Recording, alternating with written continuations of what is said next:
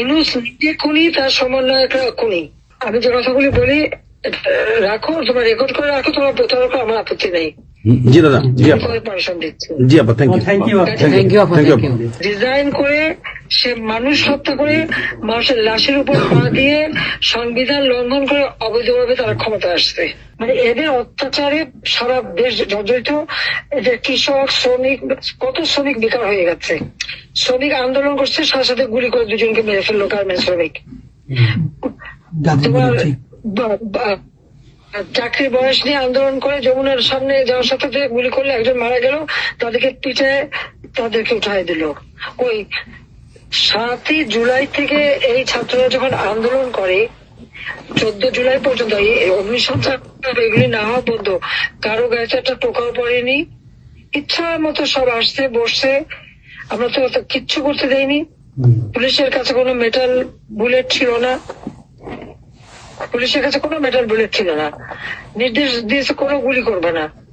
Police barricade ছেড়ে দিয়ে তারা ইচ্ছা মতো আন্দোলন করছে। আমরা তো শুরু থেকে তো অনেক কিছু করা যেত, আমরা তো করিনি কিছু।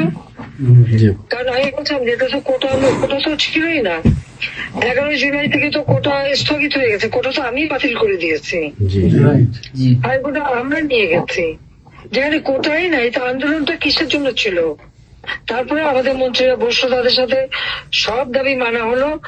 দাবি মানার পরে আবার এক দফা, তবে সেখানে খুন করো, এই তো আকাঙ্ক্ষা ছিল আমাকে হত্যা করা। আপনাকে হত্যা করা মানে বাংলাদেশকে হত্যা করা। ওরা তো হত্যা মামলা, আবার হত্যা মামলা দিয়ে আবার এখন বলে গণহত্যার বিচার হবে। গণহত্যার বিচার আমার না, গণহত্যার বিচার হবে ইনুসের।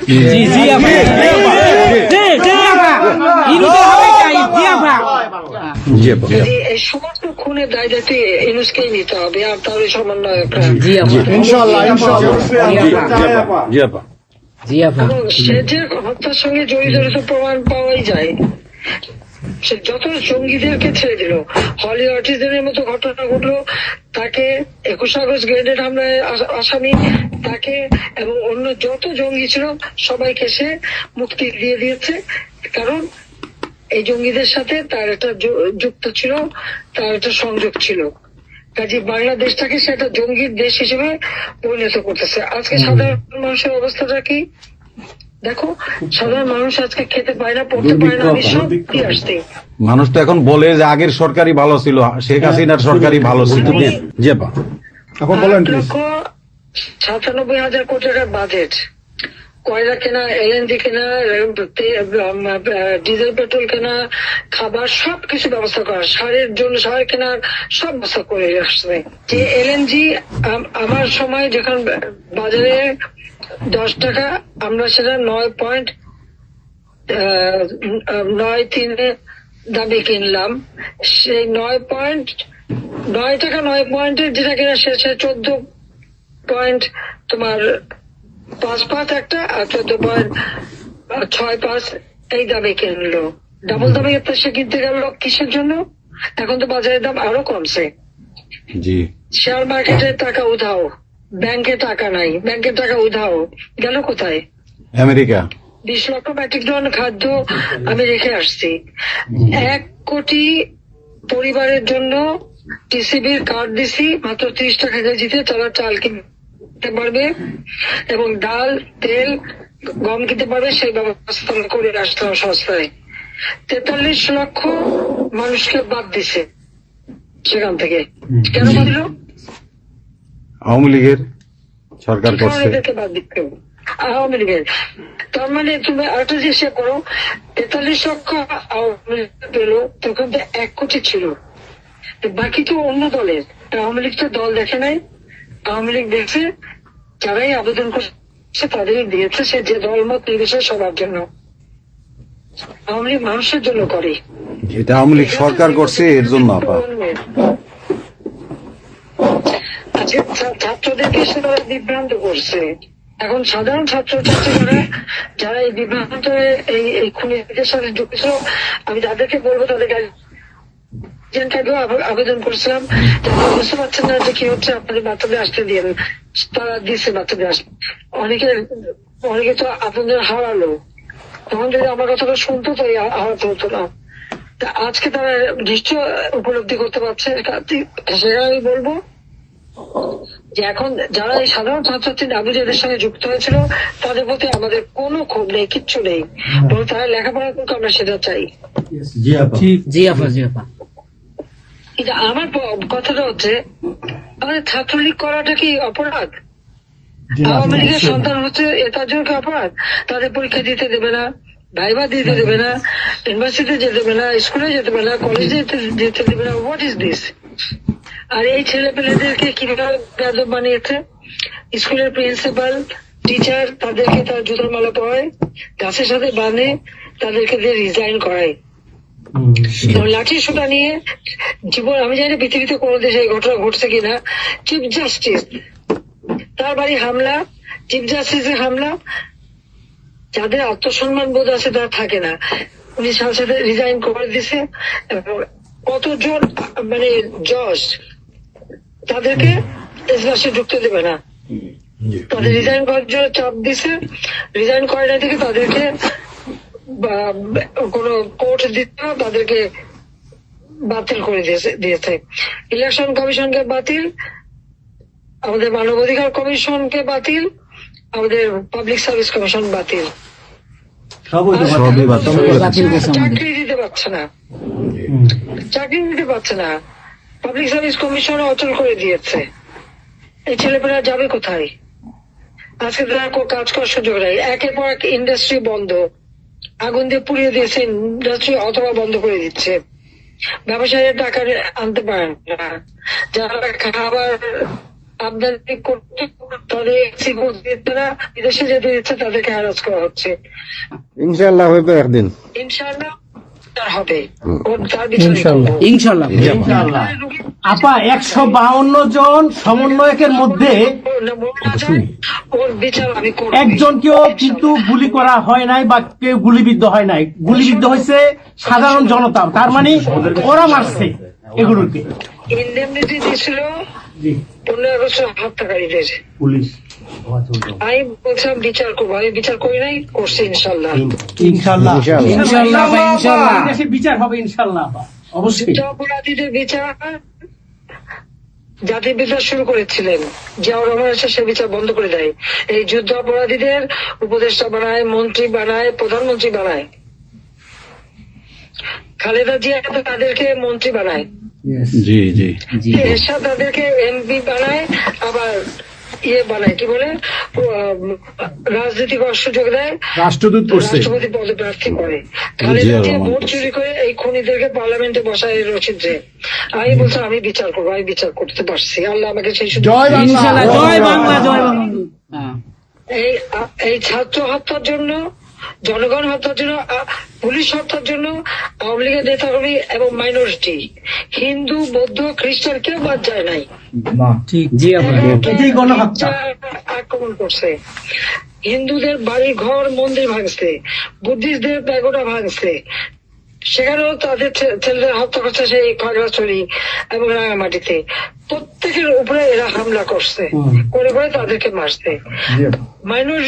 মাইনরিটিদের উপরে যে অত্যাচার, আবার দাবি উঠায় কি ইসকন নিষিদ্ধ করতে হবে, আর সংবিধান থেকে সেকুলার শব্দ বাদ দিতে হবে। কেন বাদ দিতে হবে? এই সংবিধান জাতির পিতা দিয়ে গেছেন, এটা লাখো শহীদের রক্তের বিনিময়ে পাওয়া।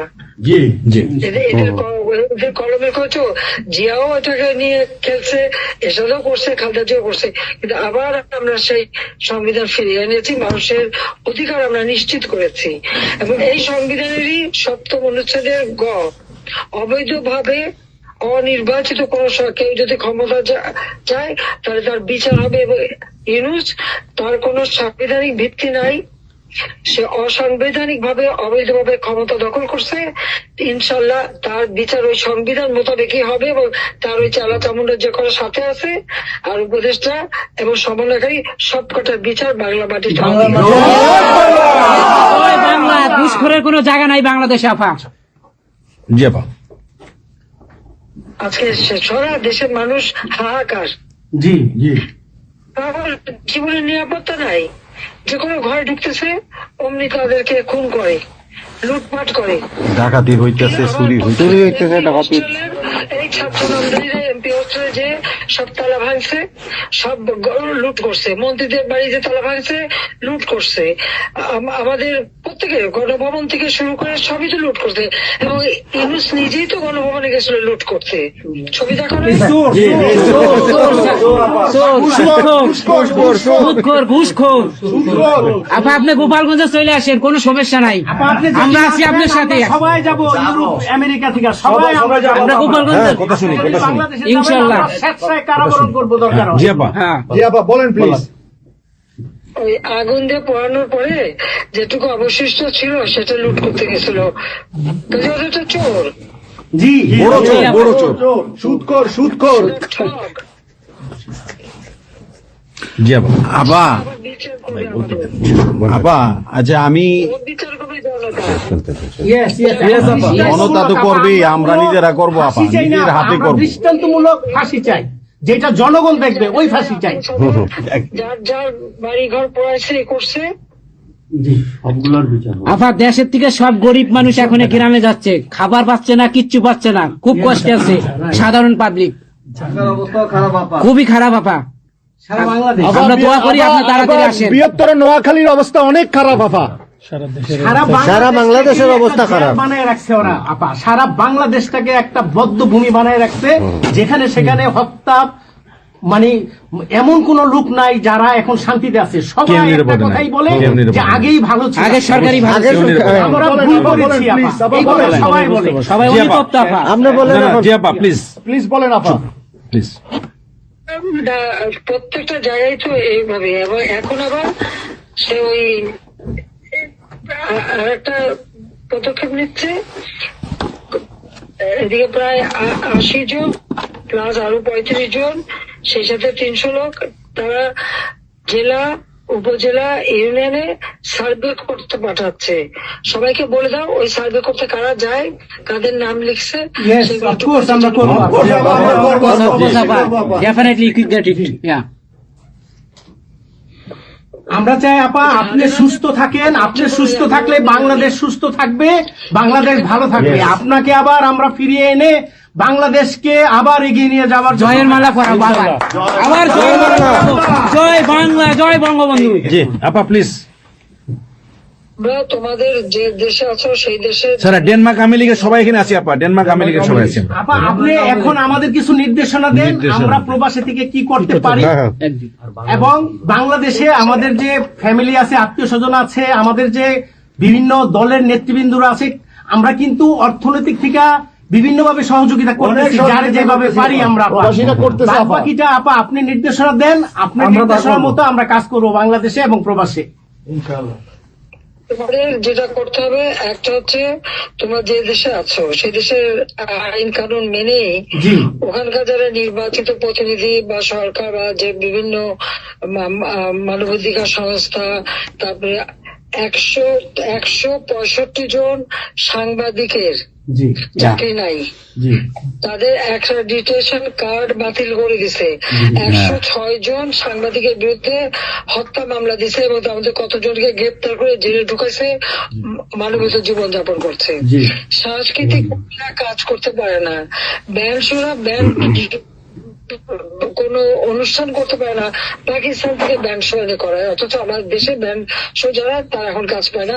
এরা আবার এদের সাথেই ছিল, তারাও লাল রং লাগাইছিল, এখন আর তাদের পাত্তা নাই, কাজ পায় না।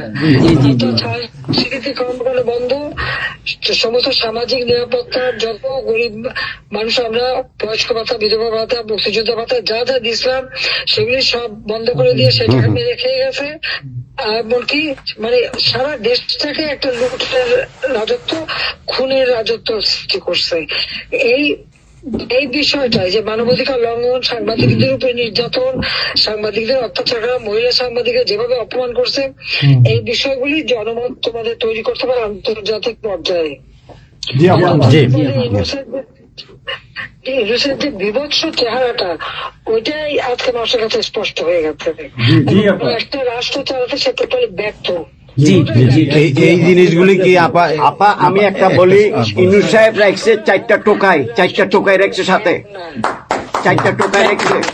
আর আপনি চিন্তা করেন না, বাংলাদেশে গৃহযুদ্ধ হবে তখন আপনাকে দেখবে। এটা তোমাদের করতে হবে। ইউতে ইউরোপিয়ান ইউনিয়নে যেখানে তোমার ওখানকার পার্লামেন্টে যেখানে আসো, সব জায়গায় এই জনমত তৈরি করতে হবে। পারবো সন্ত্রাসের রাষ্ট্রে পরিণত করছে এবং মানুষ খুন করছে, আজকে খুন করছে। আজকে তুমি জানো মতলবে আমাদের মোহাম্মদ হোসেন মায়ের বাড়িতে আগুন কারেক্ট। এইগুলি সে করে বেড়াচ্ছে এবং সমস্ত এই ইচ্ছা মতো। কাজে তোমরা এই বিষয়গুলি তোলো, আর আত্মীয় স্বজন বন্ধু বান্ধব পরিচিত যারা আছে খুবই কষ্ট আছে, তাদেরকে সাহায্য করো।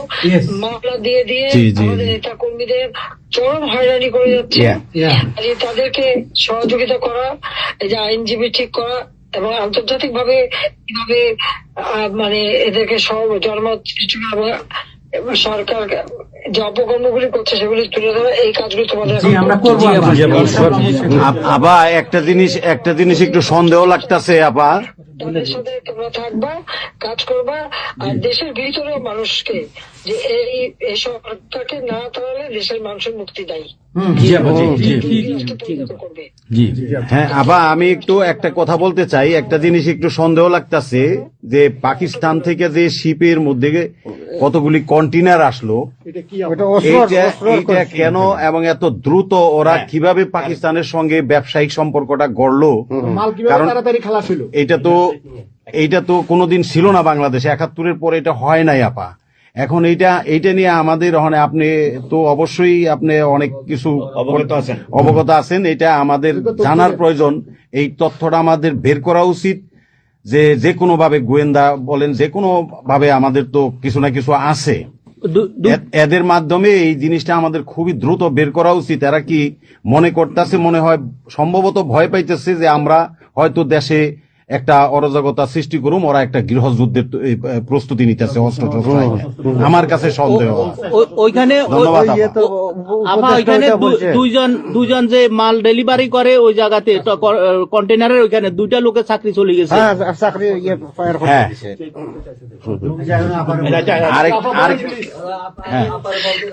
দেখতে চাই যে স্ক্যান করতে চেয়েছে, দেয় নাই।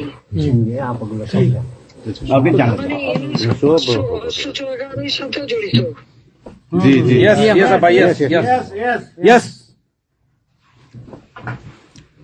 আপা এই দেশটাকে তো ওরা আবার সেই পাকিস্তানের পর্যায়ে নিয়ে গেছে, আমাদের এই দেশটাকে আবার উদ্ধার করতে হবে ইনশাল্লাহ। এই জন্য আমাদের যা করতে হবে প্রবাসী এবং দেশে, আপা আমরা যারা বাহিরে আছি আপা, আমরা প্রয়োজনে দেশে গিয়ে আবার ওই মুক্তিযুদ্ধ আমরা দেখি নাই 71-এ, আমরা নতুন মুক্তিযুদ্ধে আমরা অংশ নিব আপা ইনশাল্লাহ। এই দেশকে আমাদের উদ্ধার করতেই হবে, এই দেশকে উদ্ধার করতেই হবে আপা আমাদের।